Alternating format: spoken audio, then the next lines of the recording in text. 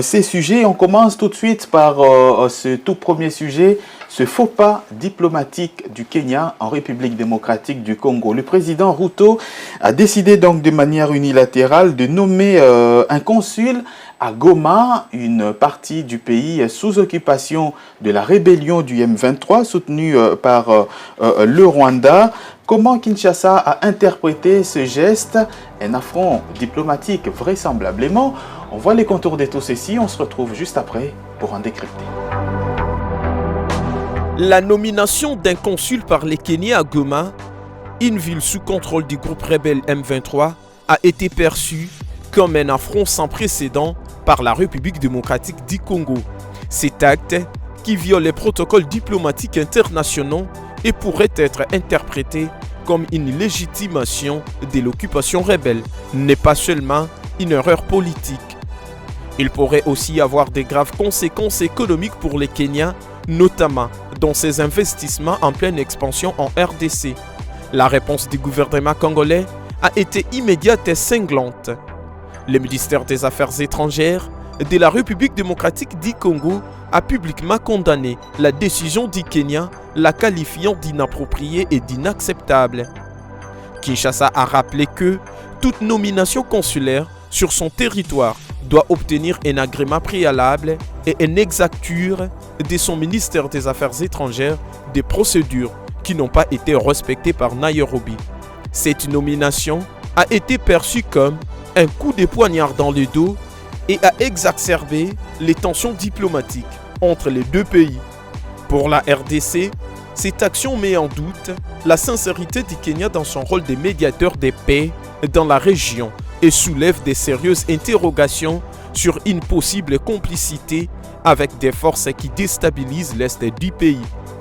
Le secteur bancaire est sans doute la première cible de ces intentions. Des banques kenyanes ont réalisé d'importants investissements en RDC ces dernières années, reconnaissant le potentiel d'un pays de plus de 100 millions d'habitants.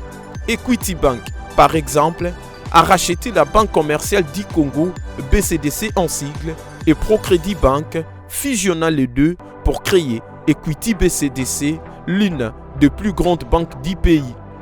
De même, la Kenya Commercial Bank, KCB en sigle, a acquis la Trust Merchant Bank. Ces acquisitions stratégiques visent à faire de la RDC un marché clé pour les banques kenyanes, mais leur viabilité est maintenant menacée par les climats diplomatiques tendus. Au-delà de la finance, d'autres secteurs sont également à risque. Le Kenya a investi dans des domaines variés en RDC, notamment dans l'agriculture, les services de santé et le commercial bilatéral. Une mission commerciale conjointe, lancée en partenariat avec Equity Group, avait pour objectif de renforcer les liens commerciaux. Des entreprises kenyanes ont ainsi exploré des opportunités dans l'exploitation forestière, les produits manufacturés et même la fourniture des services de santé, à l'instar des cliniques Equity Afia lancées par le groupe Equity à Kinshasa. L'incident a mis en lumière la fragilité des relations bilatérales. Le Kenya, qui s'est positionné comme un médiateur de paix dans la région, risque de sacrifier des années de gains économiques pour un acte perçu comme une simple routine diplomatique. La RDC a déjà montré par le passé qu'elle n'hésiterait pas à utiliser la carte économique en réponse à des sanctions perçues comme hostiles. L'heure est désormais à la désescalade et à la diplomatie pour éviter que ces faux pas ne dégénèrent en une crise durable aux conséquences coûteuses pour les Kenyans et ses entreprises. Et voilà donc, rebonjour Tony Antoine Dibendila. Bonjour Patrick. On vient de le voir donc dans cet élément, c'est un véritable faux pas diplomatique du Kenya en République démocratique du Congo. Comment peut-on interpréter ce geste quand on sait que le Kenya, dans la crise dans l'est de la RDC, était notamment aux avant-postes? On sait qu'il y a un processus dit de Nairobi au Kenya. Comment interpréter qu'un pays comme celui-là puisse poser un geste qui va dans l'essence de légitimer une rébellion? C'est une décision qui suit une suite normale. En fait, c'est une duplicité aujourd'hui rendue publique une duplicité kenyane rendue publique par les présidents William Ruto à travers sa décision de nommer un consul général à Goma. Je rappelle ici que William Ruto fit vice-président du Kenya. Nous nous rappelons de ses propos dénigrants tenus à l'époque à l'égard des Congolais. Et cela avait créé un tollé à l'époque. Et au-delà de ça, je rappelle... Jusqu'à ce qu'il avait demandé des excuses. Voilà, mais je rappelle le fait que la branche politique du mouvement armé M23 est née, c'est-à-dire je fais allusion à l'AFC, Alliance Fleuve Congo, est née à Nairobi au Kenya. À l'époque, les autorités congolaises ont protesté et ont exigé des explications de Nairobi, qui s'est fendu à expliquer, voilà, nous sommes un État démocratique, on ne peut pas interdire à des organisations politiques à tenir leurs manifestations. Mais je crois que c'était un simple échappatoire. Aujourd'hui, la décision de nommer un consul, au moment où quoi qu'il y a eu quelques explications qui ne tiennent pas selon certaines sources diplomatiques, les Kenyans laissent entendre que la décision de nommer ou de créer un conseil général a été avalisée par la RDC depuis 2021. Voilà, depuis 2021, et puis il y a eu validation de cette décision en 2024. Mais la nomination aujourd'hui des animateurs de ces conseils généraux, dans un contexte où on sait tous que certains vastes territoires du Nord Kivu, de la province du Nord Kivu ou en RDC, entre autres la ville de Goma, est sous occupation de l'armée rwandaise et de son proxy M23 AFC en RDC, et ne cadre pas comment est-ce que l'État congolais pourrait, dans des conditions comme ça, prenons en charge en termes de questions sécuritaires cette équipe des diplomates kenyans qui iront s'installer à Goma, alors que ces territoires-là, cette ville-là échappe considérablement à son contrôle. Et qui va les protéger. Donc, justement. Voilà, justement. C'est-à-dire, aujourd'hui, la réalité, les faits est que les Kenyans s'est dévoilé au regard de l'évolution de la situation. On risque de croire que les évolutions, même au niveau international, font craindre à certains États de la région au regard des jeux qu'ils ont joués. On se rappelle dans le cadre des forces de l'EAC, les Kenyans avaient envoyé des troupes en RDC. Et comment est-ce que ça a fini? La RDC a fini par mettre fin à la mission. A pris la décision de faire partir ces militaires kenyans parce que sur les terrains, la complicité entre les troupes kenyanes et les forces armées, les mouvements rebelles M23 AFC étaient éloquentes. Ils étaient vraiment des complices. Comment est-ce qu'on peut combattre des gens avec qui on partage de telles affinités?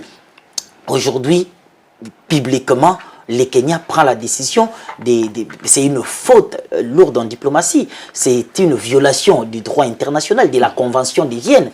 Et ça, c'est connu de tous. La République démocratique du Congo s'est tenue à rappeler ces faits-là, qu'une telle décision ne cadre pas avec la coutume diplomatique, ne cadre pas avec les droits internationaux. Et donc, aujourd'hui, la position du Kenya est à décrier, mais au-delà de ça, des décisions stratégiques, et même ce qu'on se reproche, c'est ce que les Congolais doivent se reprocher également à leur gouvernement. C'est-à-dire de prendre des décisions qui anticipent de telles postures. Les Kenyans, tout le monde le sait, la position kenyane est connue, bien que ce n'est les présidents du Kenya qui portent la voix de ces pays à l'international hésitent parfois, mais aujourd'hui avec des décisions, des faits comme tels, on se rend compte que la position de cet État est de plus en plus ouverte, et si c'est une position hostile aux intérêts congolais. Et ils sont nombreux d'ailleurs, ces États dans la sous-région qui sont hostiles à la RDC. Voilà, mais aujourd'hui, est-ce que les Kenyans ont tenu compte de ces intérêts en RDC?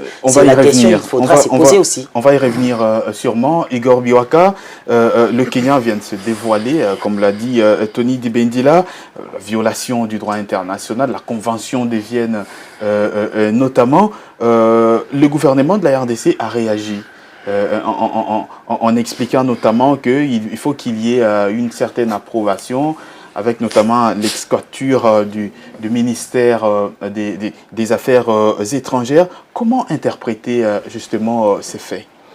Vous savez, Patrick Lumbala, on l'a dit ici, que c'était vraiment une faute diplomatique qu'on ne pouvait pas laisser passer de la sorte. Déjà, cela traduit au fait l'animus nukendi de William Ruto. Voyez-vous, depuis longtemps, on l'a toujours vu comme étant quelqu'un qui avait que partageait des affinités avec le régime de Kagame, et ça ne se cache pas. Donc déjà, le fait que la République démocratique du Congo ait réagi de la sorte, moi je trouve que c'est peut-être une manière, n'est-ce pas, pour notre pays quand même, d'indexer le Kenya, question pour, n'est-ce pas, le Kenya depuis s'est rétracté.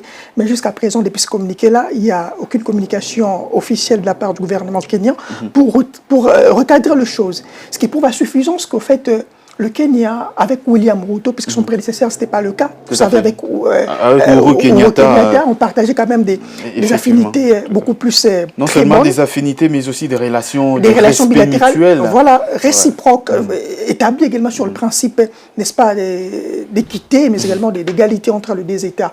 Mais avec William Ruto, on l'a rappelé ici déjà depuis qu'il était vice-président, il tenait des propos discourtois vis-à-vis, n'est-ce pas, de la République démocratique du Congo, même si c'était rétracté par la suite, mais on s'est rendu compte que voilà, il avait toujours cette posture-là, n'est-ce pas, de dénigrer la République démocratique du Congo, de dénigrer le gouvernement congolais. Et lui, par ses propos, il ne dénigre pas seulement le gouvernement congolais, mais il dénigre même la nation entière. Tout à fait. Voyez-vous? Et là, ce n'est pas un fait que nous pouvons, n'est-ce pas, laisser passer. On ne peut pas laisser passer, en fait, ces propos-là que l'on juge discourtois. Et encore, faut-il ajouter le fait qu'aujourd'hui, ils se permettent de nommer un consul, n'est-ce pas, sur des territoires qui sont occupés par le rebelle.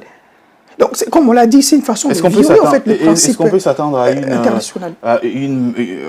On va dire, une mise en mal des relations diplomatiques entre le Kenya et la RDC qui peuvent conduire même à la rupture totale. Oui, Patrick Lumbala. Ça, c'est au fait une évidence, puisque comme on l'a dit ici tantôt, vous savez, par moment, d'abord, le fait que la République du Congo ait recadré le Kenya, c'est au fait un premier pas dans cette démarche-là, des ruptures peut-être des relations diplomatiques. Déjà, on l'a rappelé ici que voilà, le Kenya avait vraiment des intérêts en République du Congo. Quand on parle d'equity BCDC, ce n'est pas rien pour le Kenya, voyez-vous. Donc, ça, en fait, il y a lieu, en fait, dans cette mesure de choses, de rompre même les relations bilatérales s'il le faut, puisqu'on se rend compte que Uhuru Kenyatta, je dis même Uhuru Kenyatta, on se rend compte que William Ruto, il est irrécupérable. Donc, il a vraiment pris position, n'est-ce pas, de ces conflits. Il a pris position pour le Rwanda, malgré, en fait, tous les efforts que nous avions pu faire, mais on s'est rendu compte que le monsieur s'est plus attaché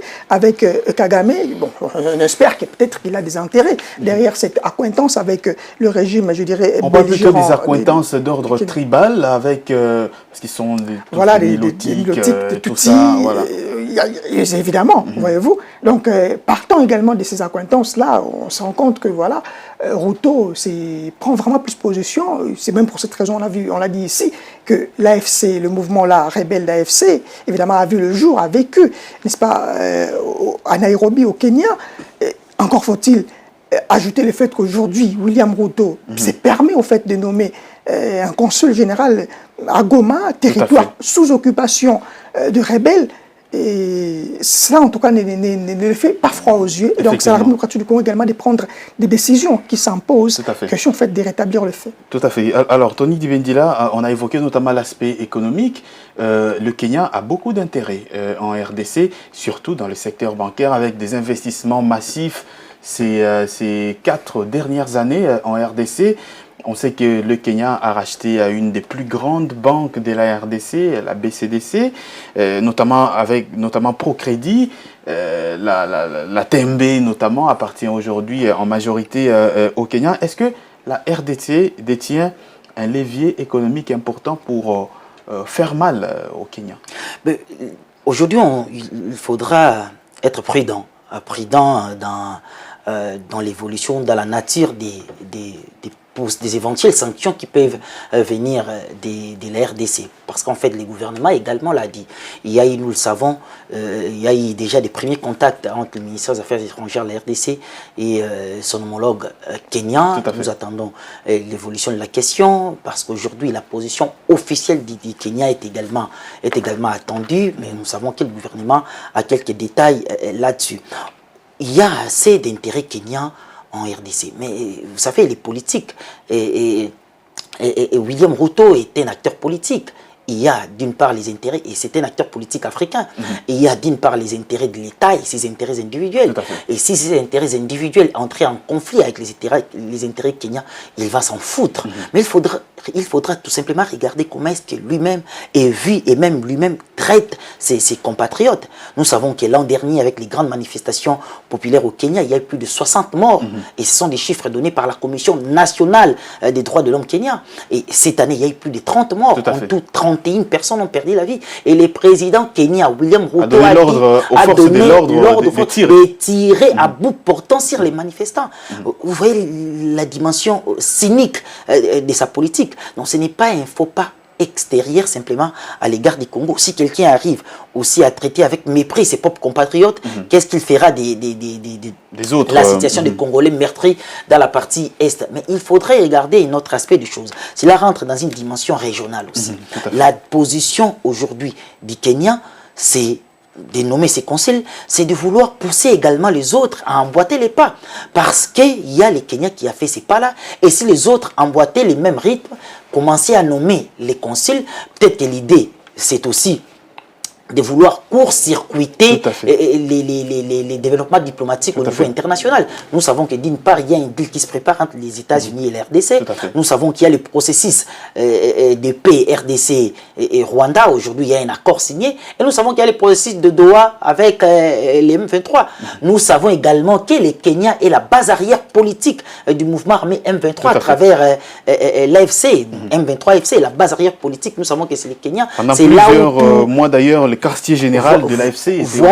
Voilà. D'ailleurs, nous savons qu'il y a également beaucoup de compatriotes. Il y a certains proches de l'ancien président congolais Joseph Kabila qui aujourd'hui réside au Kenya. Nous savons également qu'il y a beaucoup de ses collaborateurs qui résident dans ces pays de William Ruto. Il les a accueillis, il les garde chez lui. Et nous savons aussi que cette décision de William Ruto pourrait coïncider avec la décision congolaise de juger l'ancien président au regard de ses accointances avec les M23 AFC. Nous pensons qu'il y a des ficelles qui ont été tirées également derrière, parce qu'il faudrait évoquer un fait.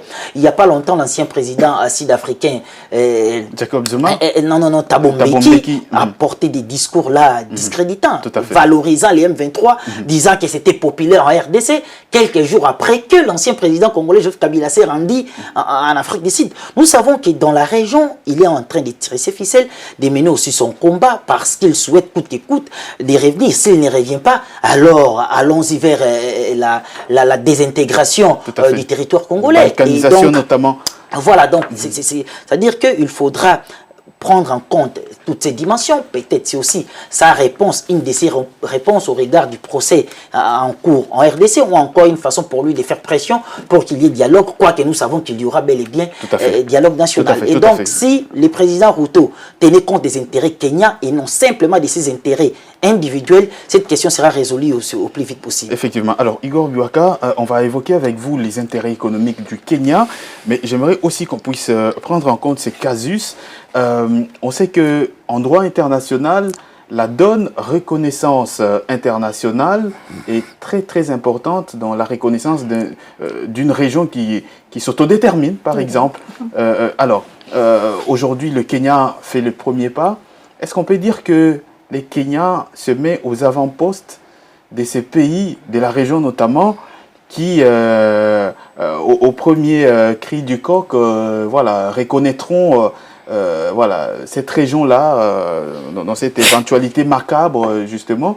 Est-ce que les Kenyans jouent ce sale boulot-là? Vous l'avez dit, Patrick Lumbala, le Kenya est en fait un pays qui occupe, n'est-ce pas, un rôle, je dirais, stratégique et prépondérant dans la sous-région. Là, on voit l'EAC, évidemment.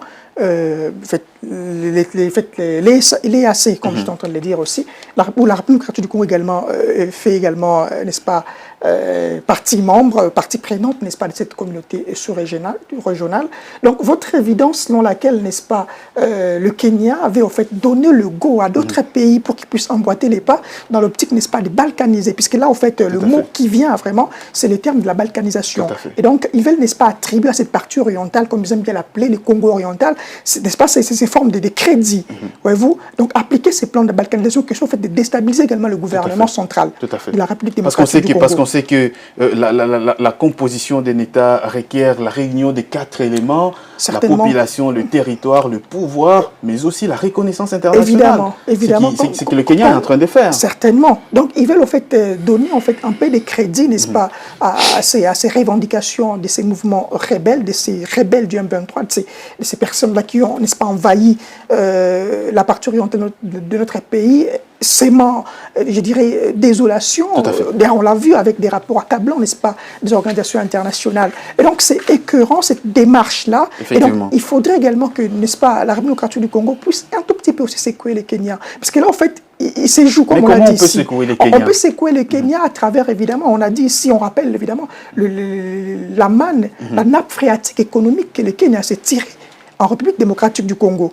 Vous avez parlé ici d'énormes banques commerciales, des banques commerciales qui se trouvent, n'est-ce pas, en République démocratique du Congo, où le Kenya a des parts significatives et considérables. Equity BCDC, enfin Equity Holding qui a racheté. En fait, ça, en fait, il ne faudrait pas l'entrevoir maintenant. Ça sera en fait une mesure draconienne que l'on pourra peut-être imposer si on se rend compte que, n'est-ce pas, le Kenya est en train de persévérer dans cette démarche de balkanisation de la République démocratique du Congo. Puisque c'est cette position-là, mais qu'est-ce qu'on peut encore interpréter? Qu'est-ce qu'on peut encore dire, n'est-ce pas, de la position de William Ruto?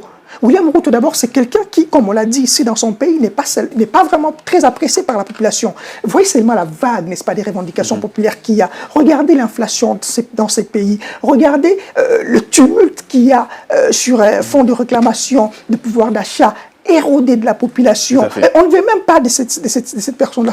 C'est en fait un dirigeant qui, n'est-ce pas, veut totalement conserver ses intérêts en République démocratique du Congo, veut secouer les régimes en place. Non seulement en RDC, peut-être qu'il a des intérêts au Rwanda et il veut plaire à son maître, peut-être. Maître ou pas, mais on sait bien que Ruto et Kagame partagent des accointances inévitables, inextricables, qui ne sont pas à cacher, ces accointances-là, Patrick Lumbala. Donc, au terme en fait, de relations qu'ils partagent entre eux, d'ailleurs, vous allez même vous souvenir qu'une fois, le président avait pitché, c'était au Congo-Brazzaville, il y avait tous les présidents, en fait, le président de la sous-région, le président avait pitché, il avait dit que voilà, on est là ensemble, mais on se rend compte que les Africains, on est, je dirais, hypocrites.